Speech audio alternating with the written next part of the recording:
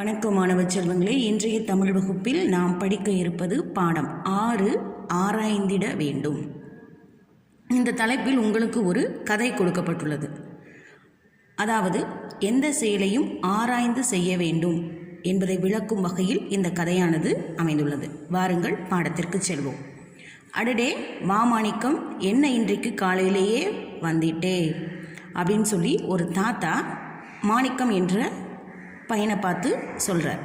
அப்போ ஆமாம் தாத்தா, நேற்று நீங்கள் சொன்ன கதை எனக்கு பிடித்திருந்தது, அதனால்தான் வேறு கதை கேட்கும் ஆவலில் காலையிலேயே வந்துவிட்டேன். அதாவது தாத்தா அதிக கதைகள் மாணிக்கத்துக்கு சொல்வார். அப்போ அதன் ஆர்வத்தில் மாணிக்கம் சீக்கிரமாகவே என்ன செஞ்சிட்டான், காலையில் தாத்தாவை நோக்கி வந்துட்டான். வந்து கதை கேட்பதன் ஆர்வத்தோடு வந்திருக்கிறான் மாணிக்கம். அப்போ சரி மாணிக்கம், இன்று அருமையான கதை ஒன்று சொல்கிறேன் கேள் அப்படின்னு சொல்லிட்டு தாத்தா ஒரு கதையை சொல்கிறார். அது என்ன கதைன்னு பார்ப்போமா? மன்னர் ஒருவர் தம் குதிரையில் ஏறி அமர்ந்தபடி ஒரு கிராமத்தின் வழியாக சென்று கொண்டிருந்தார். கிராமத்தின் முன்னேற்றத்தையும் மக்கள் எந்த நிலையில் இருக்கிறார்கள் என்பதையும் அறிந்து கொள்ள வேண்டி மன்னர் தமது குதிரை பயணத்தை மேற்கொண்டிருந்தார். குதிரையில் வலம் வர்றாரு.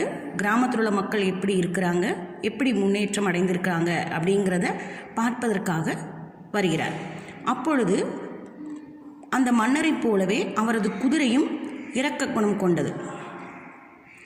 மன்னர் ஒரு இரக்க சுபாவம், யார் எது கேட்டாலும் செய்யக்கூடிய மனப்பக்குவத்திலையும் கஷ்டப்படுறவங்களுக்கு உதவுகிற மனப்பக்கத்திலையும் இருந்தார் மன்னர். அதே நிலைமை தான் குதிரைக்கும். மன்னர் போலவே குதிரையும் ஒரு இரக்க குணமுடையது. அக்குதிரையானது சுற்றுமுற்றும் பார்த்தபடியே மன்னரை சுமந்து கொண்டு சென்றது. அப்போது செல்லும் வழியில் ஒரு நாய் பார்க்குது. அந்த குதிரை நாயை பார்க்குது. அந்த நாயானது காலில் அடிபட்டு காரணத்தினால நடக்க முடியாமல் நொண்டி என்ன செய்து நடந்து கொண்டிருக்கிறது. இதை பார்த்த குதிரை உடனே அந்த நாய்க்கு உதவி செய்திட வேண்டும் என்று மனதில் நினைத்தது. அப்போது அந்த குதிரைக்கு என்ன ஆயிடுச்சு, இந்த நாயை நம்ம எப்படியாவது என்ன செய்யணும், காப்பாற்றணும் அப்படின்னு நினச்சிச்சு. அதனால் தன் கணைப்பொலியின் மூலம் மன்னரை அழைத்தது குதிரை. கணைப்பொலினா அந்த குதிரையை எழுப்பும் இல்லையா, சப்தம். அந்த சப்தம் எழுப்பி மன்னரை கவனத்திற்கு கொண்டு வருது. அரசே, இதோ ஒரு நாயானது நடக்க முடியாமல் தத்தி சென்று கொண்டிருக்கிறது. அந்த நாயை என் முதுகில் ஏற்றி கொண்டு அது எந்த இடத்திற்கு செல்ல வேண்டுமோ அந்த இடத்தில் விட்டு விடலாம் என்று கேட்டது. அப்போது அந்த குதிரையோட எண்ணத்தை மன்னர் புரிந்து கொண்டு, குதிரையே, என்னைப் போலவே நீயும் இரக்கத்துடன் செயல்படுகிறாய். அந்த நாய்க்கு உதவுவதில் உனக்கு இருக்கின்ற மகிழ்ச்சியை போன்றே எனக்கும் இருக்கின்றது என்றார் மன்னர்.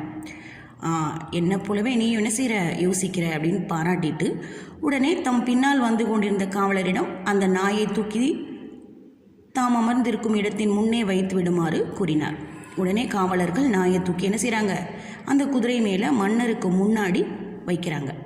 அப்போ நாயை ரொம்ப சந்தோஷப்பட்டது. இப்போ மன்னர் முன்னே அமர்ந்து குதிரை சவாரி செய்து கொண்டிருந்த அந்த நாயானது மிகவும் மகிழ்ச்சி அடைந்தது. பார்த்தீங்களா படத்தை? அந்த நாய்க்குட்டி ரொம்ப சந்தோஷம் பட்டுச்சு. அப்போது குதிரை மீது மன்னர் வருவதை கண்ட கிராமத்து மக்கள் எல்லாரும் மன்னருக்கு என்ன செய்கிறாங்க, பார்த்து வணக்கம் சொல்கிறாங்க. மக்கள் எல்லாம் என்னை பார்த்து தான் வணங்குகிறார்கள் என்று தவறாக புரிந்து கொண்டது அந்த நாய். என் அருகில் இருக்கும் மன்னரோ அந்த குதிரையோ பெரிதல்ல, நான் தான் பெரியவன், நான் தான் உயர்ந்தவன், நான் தான் சிறந்தவன் அப்படிங்கிற எண்ணத்தில் அந்த நாய் என்ன செய்யுது, ரொம்ப மகிழ்ச்சி அடையுது. இந்த மக்கள் எல்லாரும் என்னை வணங்குறாங்க. அந்த காட்சியை பார்க்கின்ற போது எனக்கு அவ்வளவுக்கு மீறிய சந்தோஷம், உற்சாகம் வருகின்றதே என்ற மகிழ்ச்சியில் தன்னையே மறந்தது அந்த நாய். மறு நிமிடம் தன் தலையை தூக்கியபடி லொல் என்று குறைத்தது. சந்தோஷத்தில் அது லொல்னு குறைக்க ஆரம்பித்தது. நாயின் செயலை என்ன செஞ்சிருச்சு, குதிரை பார்த்துட்டே இருக்கு. நாயே, அமைதியாயிரு, நீ குறைத்து கொண்டே இருந்தால் எல்லாரும் உன் மீது என்ன செய்வாங்க, வெறுப்படைவார்கள். சப்தம் கேட்க மக்கள் என்ன செய்வாங்க, உன் மேலே கோபப்படுவாங்க. அதன் பின்னர் நீ என் மீது சவாரி செய்ய முடியாது என்றது குதிரை. குதிரையே, இந்த கிராமத்து மக்கள் என்னை வணங்குறாங்க பார்த்தியா, இந்த காட்சியை பார்த்து உனக்கு பொறாமை, அதனால தான் நீ இப்படி பேசுகிற அப்படின்னு சொல்லி நாய் சொல்லுது. அதனால்தான் நீ என்னை மட்டம் தட்டுகிறாய் என்றது நாய். நாயே, குடிமக்கள் எல்லாம் உன்னை பார்த்து வணங்கவில்லை, அந்த மன்னரை பார்த்து வணங்குகிறது அப்படின்னு சொல்லி சொல்லுது அந்த குதிரை. மன்னர் முன்னே இருக்கின்ற நீ அதையெல்லாம் பார்த்துவிட்டு உனக்கு கிடைக்கின்ற மரியாதையாக நினைத்து கொண்டு உற்சாகமடைந்து விட்டாய். இனிமேலாவது உண்மை நிலையை உணர்ந்து அமைதியாக இரு என்றது குதிரை. அப்போது குதிரையே, உனக்கு என் மீது கொண்டுள்ள பொறாமையானது நன்றாக முற்றிவிட்டது, அதனால் தான் எனக்கு ஒரு போலியான விளக்கத்தை கொடுக்கின்றாய் அப்படின்னு இந்த நாய் குதிரையை மேலே கோவப்பட்டு சொல்லுது. இந்த விளக்கத்தை கேட்க நான் தயாராக இல்லை என்றபடி மேலும் சத்தமாக குறைத்தது அந்த நாய். தொடர்ந்து அந்த நாய் என்ன செய்து சந்தோஷத்தில் குறைக்க ஆரம்பித்தது. மன்னரின் அருகில் வந்து கொண்டிருந்த காவலர்கள் அந்த நாயை என்ன செஞ்சிட்டாங்க, கீழே இறக்கிவிட்டு அடித்து விரட்டினார்கள். அப்போது அங்கிருந்து நொண்டியபடியே ஓடிய நாய் சற்று தொலைவில் நின்று பார்க்குது என்ன நடக்குது அப்படின்னு சொல்லி பார்க்கும் பொழுது மீண்டும் மக்கள் அனைவரும் மன்னரை பார்த்து வணங்க ஆரம்பித்தனர். அப்பொழுது அந்த நாய் புரிந்து கொண்டது, தான் இல்லாத போது குடிமக்கள் எல்லாரும் மன்னரை வணங்க மன்னரும் அவர்களுக்கு பதில் வணக்கம் தெரிவித்து கொண்டிருந்தார். இந்த காட்சியை பார்த்த நாய்க்கு அப்போதுதான் உண்மை புரிந்தது. தன்னுடைய தவற்றினை நினைத்து வருந்தியது. நாம் ஆராயாமல் முடிவெடுத்தோம், அதனால்தான் நமக்கு இந்த நிலை ஏற்பட்டுவிட்டது என எண்ணியது. அப்போது அதோட எண்ணம் மாறிடுச்சு. நம்ம மேலே தவறு இருக்குது என்பதை உணர்ந்து கொண்டது அந்த நாய். ஆராய்ந்திடாமல் முடிவெடுத்தால் என்ன நடக்கும் என்பதை இக்கதை மூலம் அறிந்து கொண்டாயா மாணிக்கம் அப்படின்னு சொல்லி தாத்தா மாணிக்கத்தை பார்த்து கேட்குறார். ஓ, நன்றாக புரிந்து கொண்டேன் என்றான் மாணிக்கம். என்ன குழந்தைகளே, இந்த கதையின் மூலம் நீங்களும் அறிந்து கொண்டிருப்பீர்கள். இனி நாம் எந்த ஒரு செயலை செய்தாலும் ஆராய்ந்துதான் முடிவெடுக்க வேண்டும், சரிதானே? ஆராய்ந்து செயல்படுவதால் எதை செய்யலாம் எதை செய்யக்கூடாது என்று நமக்கு தெரிய வரும். யாருக்கு உதவி செய்ய வேண்டும் யாருக்கு உதவி செய்யக்கூடாது என்ற உண்மை நிலையும் நமக்கு தெரிய வரும். ஆராய்ந்து செயல்படுவதால் அவசரமான தவறான முடிவுகளை நம்ம என்ன செய்யலாம், தவிர்க்கலாம்.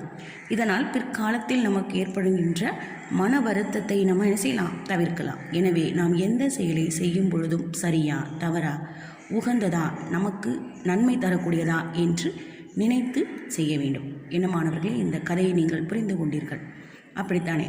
அடுத்து பக்கம் 33 வினாக்களுக்கு விடையளிக்க பகுதியை பார்ப்போம். முதல் வினா, குதிரை ஏன் நாய்க்கு உதவி செய்ய நினைத்தது? குதிரை ஏன்பா நாய்க்கு உதவி செய்ய நினைத்தது? அரசரை போலவே அவரது குதிரையும் இரக்க குணம் கொண்டது. எனவே காலில் அடிபட்டு நொண்டிக் கொண்டிருந்த அந்த நாய்க்கு உதவி செய்ய குதிரை நினைத்தது. இரண்டாவது கேள்வி, காவலர்கள் குதிரை மீது இந்த நாயை ஏன் கீழே இறக்கிவிட்டனர்? குதிரை மேல் இருந்த நாய் ஆணவத்துடன் அதிக சப்தம் போட்டு குறைக்க ஆரம்பித்தது. அது மன்னனுக்கும் மக்களுக்கும் இடையூறாக இருந்தது.